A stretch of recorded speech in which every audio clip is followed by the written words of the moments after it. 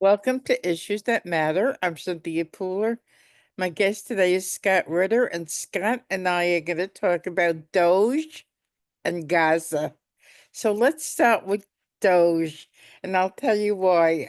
There's a number of friends on that I have on Facebook, and they're just like livid over the fact that Elon Musk is calling the shots and Donald Trump is president, but they don't dig deeper. They don't look outside mainstream media, and I feel like wringing their necks.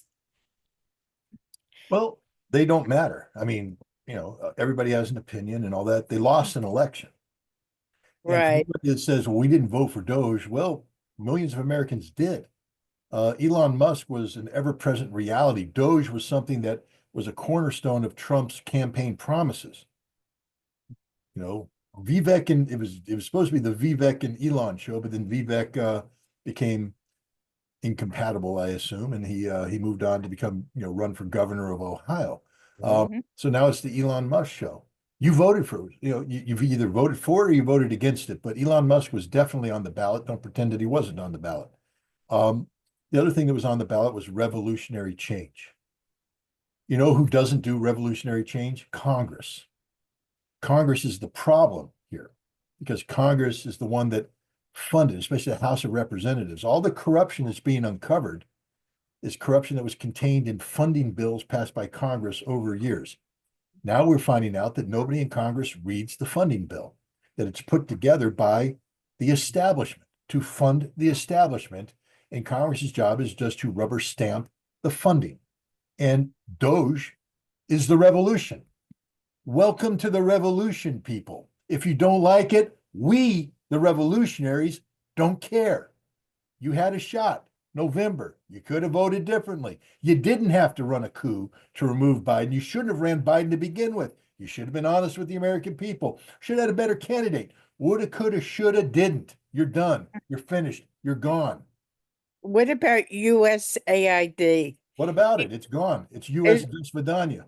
It's But finished. there's a number of people who say that it's taken away funds for needy people. Really, I want them to prove to me where the needy people are getting the funds.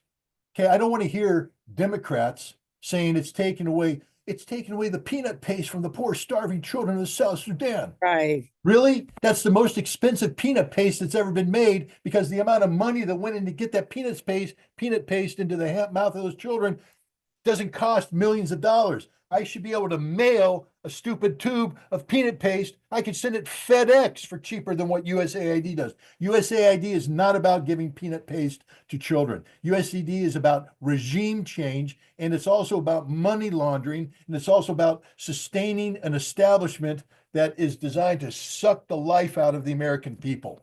USAID is an agency that is providing uh, Elon Musk and Doge with a template of how corrupt America truly is. And now they're going to turn their sights on the Department of Education and wait until the people start screaming about that. Because, the Department of Education, just like USAID, is not about putting paste in the mouth of children. Department of Education is not about helping the education of American children. It's a giant scam, corruption scam, empowerment scam, a way to funnel money into people that have nothing to do with education. It's about the creation of bureaucracy for jobs. It's about everything but education. This is the reality of almost every aspect of how America governs. When you have $268 billion of money that's been allocated by Congress that has disappeared and they don't know where it went, it's unaccounted for. Overpayments is what they say. Overpayment. When I was in the military, if I got overpaid $50, I damn near had a division come to my house and say, you have to pay us the $50 right now. You weren't allowed to make more money than you were supposed to make in the military. If the government made a mistake, that was your mistake for receiving the money. Now you're saying $268 billion of overpayments, and the government doesn't seem to care. This is the same government that's hiring, what, 80,000 IRS agents to come after us? Not anymore. I can guarantee you one thing, none of those 80,000 are going to be employed by the end of this year. Every agency is going to be stripped down, just like USAID. America is a giant festering cesspool of corruption, and DOGE is exposing this. Yay, all hail the mighty DOGE. That's what I voted for. I voted for the revolution. So let's go on to Gaza because that's a pretty hot topic right now. It's the same thing. It's the revolution. People don't get it. But do you think that Trump is going to make that into a big resort and eliminate all of the Palestinians from Gaza? Do you think so, Cynthia? I have no idea. No, you do, Cynthia. You know. The answer is no, he's not. But you also know now that he's not serious about this. You Okay. remember North Korea, Cynthia, Yeah. where Donald Trump met 3 times with Kim Jong-un, including the Okay. final meeting where he crossed over the demilitarized zone to shake hands in North Korea? But you Okay. also remember that about a year and a half prior to that, he was at the United Nations calling Kim Jong-un Rocket Man, little Rocket Man. Right. I Fury, remember. I'm going to nuke him. If you sneeze, I'm blowing you off the face of the earth, you pathetic little slant-eyed bastard. I will run you out of business. I will crush you. I will terminate you. And yet he had 3 meetings with the guy to try and create peace in North Korea. Want to know why he didn't just jump to peace in North Korea? Because the establishment wouldn't let him. He has to start off with something so audacious to break everything up. And then while everybody's scrambling and going, oh my God, no, we can't nuke North Korea. We can't do this, Donald Trump. He goes, I'll just meet with the guy. Okay, meet with him. This Gaza thing isn't going to happen. There's not one aspect of it that's implementable. It was designed to humiliate Benjamin Netanyahu. It's a brilliant tactical move. Netanyahu sitting there didn't understand what was happening. Look at his hands, white knuckling the podium. His eyes are like, what the hell is he saying? It was humiliating because what he told Benjamin Netanyahu, and this is the most important takeaway of the Gaza thing, is Israel doesn't have a vote. Where Okay. any of that plan did he say, and we're consulting with Israel? Nowhere. He said, it's mine. I own it. I got it. America's got this, not Israel. And once we rebuild it, is he inviting the Israelis to come in? No, we're inviting the world to come in. Now, none of that's going to happen, but he set the conditions. It says, Israel, you have failed. Netanyahu, you couldn't get the job done. I'm going to get the job done, but I'm coming in with something so outrageous that people are going to have to start saying, well, what are the alternatives? And he's forcing people to think out of the box, forcing people. He's breaking the paradigm that has trapped everybody about the Palestinian issue. Will it work? I don't know. It didn't work in North Korea. The establishment ended up winning on that one. And maybe the establishment will end up winning here. But people keep saying, what is Donald Trump up to? That's what he's up to. This is the revolution, Cynthia. This is But revolutionary. didn't Ivanka's husband want the Gaza area to become a resort? So, what power does he have? How many divisions does Jared control? I don't know. None. Jared's not even part of the government. Right. This is a plan. What Trump put out there isn't real. It's as real as him threatening to blow North Korea off the face of the earth. This is just an opening position that's so outrageous, so outlandish, so audacious that it's going to force people to come in and say, we got to find a better way to do this, Mr. Trump. And then and watch, I bet you he has a plan B. I bet you he'll come in and say, okay, what if we do this then? What if we do that then? What if we do this? It'll be totally different from anything we've ever done before because everything we've done before has failed. Nothing we have done in the Middle East for 50 years has worked at all. And all your friends on Facebook that are going, oh my God. The hell with them, Cynthia. What have they done that's worked? What have they done that's succeeded? They are the ones that created the situation that resulted in the genocide in Gaza because they never were able to solve this problem. Trump is at least saying, I'm trying to solve it. Now, it's audacious. It's not a solution. But what it did is it said, we're not doing business the way we did before. We're not considering any of this crap. People say, how cruel can he be for getting rid of UNRWA, the United Nations refugee group, out there? But UNRWA was a crutch. UNRWA was the world used UNRWA to say we're doing something. We're pouring all this money into Gaza to help the Palestinians. Didn't solve anything, Cynthia. It just sustained an open air concentration camp. So the best way to ensure that you don't continue to sustain an open air concentration camp is to get rid of the vehicle that facilitated that. And in doing so, there's this entity called COGAT, which is the Israeli military government over Gaza. Guess what? They're not players anymore. They're done.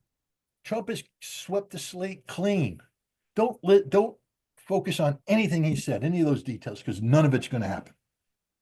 What's going to happen is something totally different, something totally that breaks with the failed policies of the past. We don't know what that is. Maybe Trump doesn't know what it is, but he's created the conditions so that it can at least be conceived. You're not weighed down by the failed policies and precedents of the past. But are Palestinians still subjected to genocide? As of right now, as we speak. Who cares, Cynthia? I'm just being frank here. You don't care. Did you go die for them? Nobody cares. Everybody out there going, my God, the genocide, the genocide. I said the same thing. We didn't do anything to stop it, Cynthia. We didn't do a damn thing to stop it. Nothing. It happened. So screw us all. We're hypocrites. We're losers. We're liars. Who cares about genocide? It's just a term that's thrown around by cowards. You know who cares about genocide? The man that's trying to stop it, Donald Trump. He cares because he's saying what worked, what didn't work in the past created the genocide. And if you want to continue the genocide, keep doing what you did in the past. So that's it, Cynthia. Nobody cares about the Palestinian people. Nobody ever has cared about the Palestinian people. Lip service, lip service, lip service, lip service. Throw money, throw money, throw money, then turn your back on them and walk away as we always do. We always walk away from them. So until you're willing to solve the problem, you're just facilitating genocide, which means you don't care about genocide. Literally, if you're somebody who says, oh, we got to keep those United Nations programs going, that means you got to keep COGAT going. It means you keep the Israelis involved, which means that you're going to get genocide. Well, we're going to do this and insist on that. You just sustain the same failed policies of the past that get you to genocide. If all the things you think need to be done get you to where genocide continues, you don't care about genocide because it's going to happen. The only way you stop genocide is to change everything, which is what Donald Trump did in one fell swoop. Changed everything. He's the only one who cares about genocide because he's the only one saying it has to come to an end.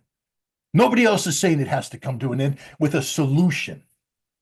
I have a one-state solution. I have a two-state solution. I have a 40-state solution. I have a 50-state solution. You don't have a solution, you idiots, because your solutions are all predicated on the failed policies of the past. I'm not saying Trump's thing, it's not going to work. Nothing he said there is going to become real. But what he said is, swipe the slate clean and start over, start fresh, start with something. Is it going to work? Probably not. We may get back to genocide. But at least Donald Trump is the only one honest enough to say that everything that's been tried in the past has failed and I'm not going to repeat it. The most honest person here is Donald Trump. So if we might go back to genocide, then we might go back to an inflated, unaccountable government again. No, the genocide is carried out by Israel, which is an inflated, unaccountable government. Okay.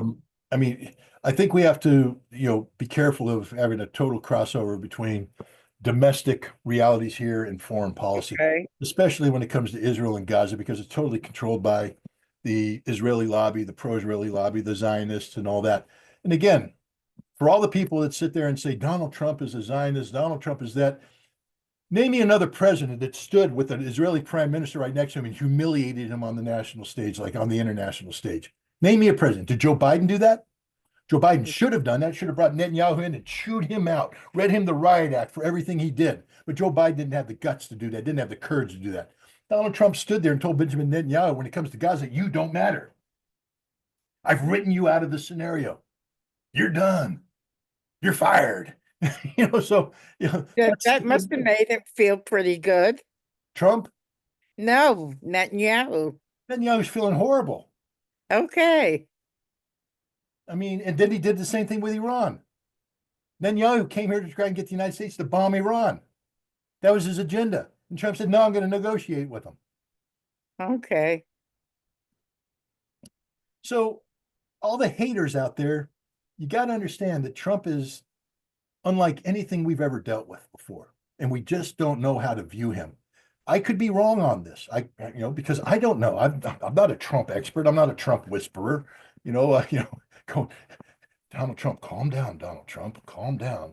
No, who the hell knows what's going on in his head? I don't even think he knows what's going on in his head half the time.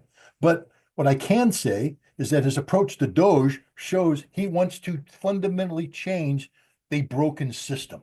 And when it comes to the Middle East, what Donald Trump said when he up there is that the system's broken. We have to change everything about it. That's the most honest statement made by an American president yet about the Middle East. And it's the most anti-Israeli statement made by any American president in modern times. He stuck a thumb in the eye of Benjamin Netanyahu on the world stage for all to see. Hmm. What other president has done that? None. Bingo. So what's the difference between Trump's first 100 days in office in his first term and now? The biggest difference is that Trump admits he had no clue what he was doing the first time around. And Okay. therefore he was very dependent upon the establishment that he wanted to drain the swamp, but when he became president, he suddenly realized that he needs people to fill all these offices. And so he had to bring in the establishment, and he filled it with a bunch of Republican establishment types, neoconservatives and all that kind of stuff, and they betrayed him. Donald Trump was stabbed in the back every step of the way while he was president, betrayed by the Democrats, betrayed by Congress, betrayed by everybody, the intelligence service, the military. Everybody betrayed Donald Trump. Now Donald Trump's president. He had 4 years to sit there and go, yeah, that ain't going to happen again. Why do you think he picked the people he picked to be in the cabinet? These are his picks. They're not established. The establishment hates every single one of these people. Why? Because these people aren't beholden to the establishment. They're beholden to Donald Trump. Donald Trump has broken the code this time. Congress doesn't matter. See, before he was very worried about Congress, very worried about Congress. Congress doesn't matter. He got the Supreme Court said that Donald Trump, anything he does as an official act can't be criminal. He can break any law he wants to. I love it when congressional members go, he's breaking the law. So what? Charge him. Can't. He's president. And here's the other thing. Seymour Hersh just wrote a fantastic article in his Substack that gets into the issues of emergency powers. Congress has abrogated its responsibility for decades. We saw that with the War Powers Act. Constitution is clear. Congress and only Congress can declare war. But today, the only one that declares war is the President of the United States. Congress has no vote, no say. And he runs over them to get funding for this because Congress will never go against the president when it comes to military action. So the president done that. But now we take a look, especially after 9/11, emergency powers, Cynthia.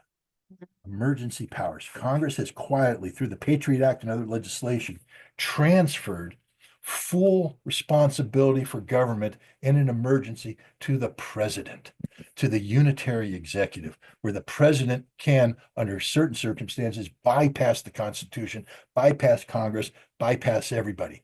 And some of the laws that they've written, these emergency powers can be declared by the president in secret in a way that he doesn't even have to tell Congress. He just simply signs off on a finding, puts it in a safe, and says, it's done. Seymour Hersh exposed this. This is the reality. So Donald Trump has broken the code. He literally can do anything he wants to do, and there's nothing anybody can do to stop him except impeach him. And there's not a single member of the House of Representatives right now on the Republican side that go, yeah, impeachment, that's the direction I want to go. Because they will not be, the media can spin all the polls they want. The exposure of corruption that's taking place right now, I hate anecdotal evidence, but I'm going to throw it out there anyways. I took my wife to the dentist today. Okay. All the dentist could talk about is Donald Trump's revolution and how fantastic it was. And the dentist is a guy who makes a lot of money. He's good. Then I took her to Burger King because we were hungry. And we sat down at a Burger King that was in a very bad part of Albany on Central Avenue. And it was full of black men. All the black men could talk about is Donald Trump and how wonderful this revolution was. They're like, Donald Trump's kicking ass. He cares for us more than the Democrats ever did. See, he's cleaning up the house. The system that's held us down, that suppressed us and all, Donald Trump is cleaning it up. Now, this could be the five black guys in America that think this way. We're all concentrated in the Burger King in Albany on Central Avenue, and nobody else thinks like that. I'm here to tell you right now that I think that's actually very well prevalent in everybody but the establishment, but people who are beholden to the establishment, government employees, people in unions that are taking the money, all the people part of these institutions and all that. They're scared to death because they know the truth. They haven't done anything for America. They spend a career pushing papers here, there. They didn't solve any of the problems they were put there to solve. And now the people who have paid the price, the people at the low end of the spectrum, are finally sitting there going, somebody's cleaning the system up. Donald Trump is going to be one of the most popular presidents in the history of the United States by the time this revolution is done. And that scares the hell out of everybody. So, your friends, I don't care about your friends. They're the problem. They're not the solution. The solution is what Donald Trump's trying to accomplish here, and I'm all in. I'm 100% in on this, and he can do whatever the hell he wants because the Constitution doesn't matter right now because Congress allowed it not to matter. Congress allowed this situation to occur. Congress is part of the broken system. And until we can fix it, until we can bring normalcy back, Cynthia, how do you explain $36 trillion in debt? You How do you can't. explain that? Mhm. The system was going to sustain that and continue it until there's 54 trillion. The number was never going to end. The system was never going to stop that. In order to prevent that, you got to change everything. I love what Donald Trump did with the USAID. I hope it holds. 10 to 14,000 employees down to 294. Bingo, that's all we need. We don't need more than 294 to run USAID. Everybody else was just extraneous regime change puppets. When you spend all your money promoting independent media that attacks Americans for speaking out with their free speech, because you know that I'm pretty proud of this, Cynthia, but the United States spent over $1 billion helping people target me. How much? $1 billion. Oh my God. Yeah, I'm $1 billion man. Wow. Yeah. And, because they're worried about what I said. So they put money out there in Georgia and Belarus and Romania and Ukraine and Ukraine and Ukraine. In the United States, money went to the BBC, money went to NPR, money went to all the establishments who were given the marching orders to criticize me. Wow. So, hey, this is good. Bring it all down. That's $1 billion that could have gone to putting peanut paste in the mouths of the poor little South Sudanese children that suddenly Samantha Powers cares about so much. I'm not minimizing the plight of the people in South Sudan. I'm not at all. But I will say this: it's not our problem, Cynthia. And if you want to help the children, then stop sending in people to come in and think that we can solve a problem that's not ours to solve. All we should focus on maybe is giving out peanut paste and let the problem get resolved by the players that are on the ground there. But who are we to come in and tell the South Sudanese what kind of government they're supposed to have, what they're supposed to do? Oh, you can't turn a blind eye to this. Yes, I can. I can turn a lot of blind eyes to everything in the world that aren't my problem. America is not the global policeman. We are not the moral standard for the world. If we were, then the moral standard is assassination and regime change because we're not about promoting democracy. Nothing we do promotes democracy. We don't even promote democracy here at home. Pam Bondi, the Attorney General, just signed off on an order that shut down the FARA investigations. Can you explain that? Yeah, What that is? Foreign Agent Registration Act, the excuse that the FBI used to raid my home. Oh, okay. Foreign malign interference in the elections because I happened to say things that articulated the truth about Russia, and the truth isn't allowed to be told. So Pam Bondi just shut it all down. Okay, so there it is. I don't know how many millions of dollars that investigation cost. I cost the United States government a lot of money, Cynthia. Wow. Maybe you did too. Maybe we'll find out how much money has been put in to silence you or to do that. But the point is, that's not democracy. It's Right. not democracy to silence people for speaking out to exercise their free speech. And yet, this is what the establishment has done. It has spent tens of billions of dollars to shut people up, to put people on death lists. And the US taxpayer dollars put me on at least 3 death lists, one of which they tried to actually kill me twice. So let's stop pretending anything we do is about democracy. And all those losers on your Facebook page, this is bad for democracy. Really? America's never been good for democracy. Not any times recently. We don't promote democracy. You want the proof? There's a cable written by an American diplomat, Mary, who's charged the affairs. Last name Mary, charged the affairs in Russia. 1994, he wrote this cable. And he said, what we're doing in Russia is destroying the potential of Russia to build democratic institutions. We're destroying that. We're eliminating the possibility by trying to prop up Boris Yeltsin because we get political and economic gain out of this. So we destroyed democracy. All the people, the narrative out there, Vladimir Putin destroyed democracy. Vladimir Putin didn't destroy democracy. Vladimir Putin said when he was first elected, I want a viable opposition in Russia because I need to be challenged. Every leader needs to be challenged by his people. But instead of allowing the Russians to build a viable democracy that was based upon the needs and wants and interests of Russia, we sought to impose it on Russia because we destroyed Russia's ability in the 1990s to build democratic institutions. We destroyed it. We did that. And then we came in and said, we're going to build democracy, but it's regime change, Cynthia. Why do you think that, Vladimir Putin kicked USAID out of Russia in 2012? All the Democrats and all the Republicans, oh my God, that's proof.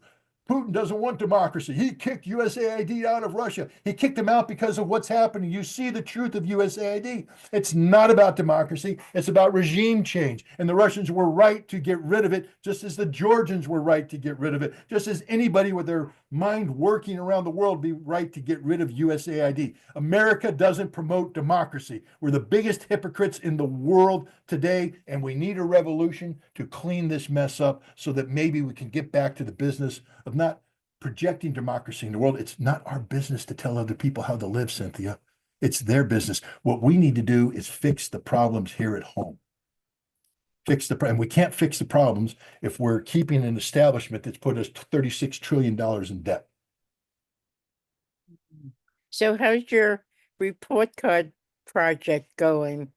Good. We're getting ready to, we're on a fast track. In fact, as soon as I'm done here, I have an organizational meeting to fast track this. Going to try and get it up and running maybe next week to kickstart it. We need to. The Trump report card is more important now than ever to talk about what's happening here, to put it out there, and to, again, just because I'm supporting the revolution doesn't mean that I'm indifferent to abuses, and nobody's above criticism. And the thing about a report card is you report the good and the bad.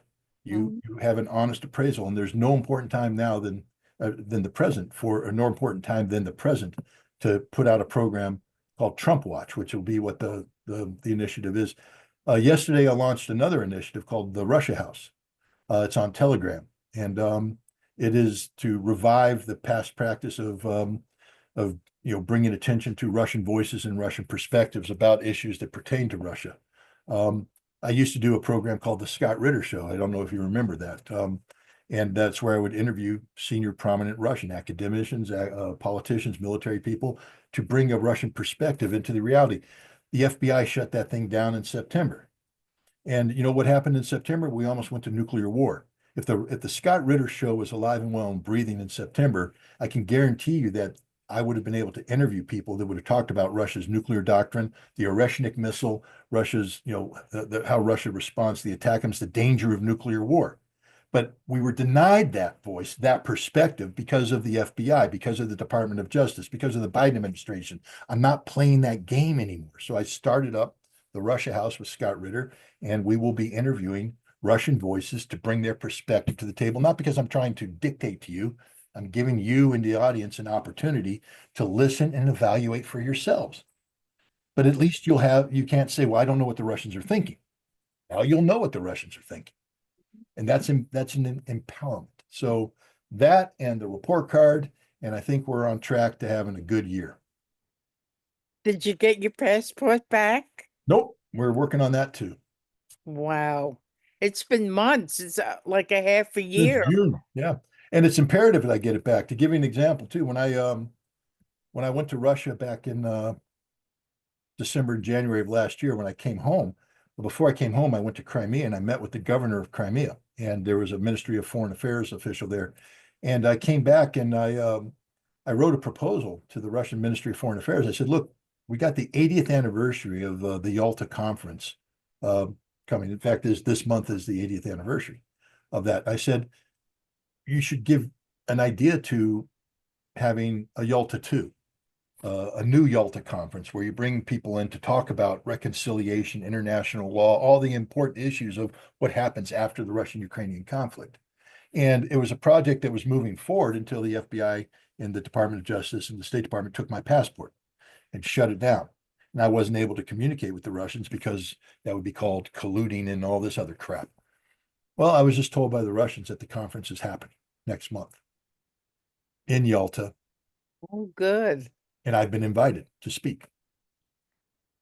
Now the question is, can I get my passport in And time to travel? if you don't, will you be able to, I'll do it by video, but it's always better to do these things in person. It's much more um, powerful, and but I'll definitely participate via video. But the point is, you know, the government can't stop patriots from doing that which is necessary to put America back on the right track.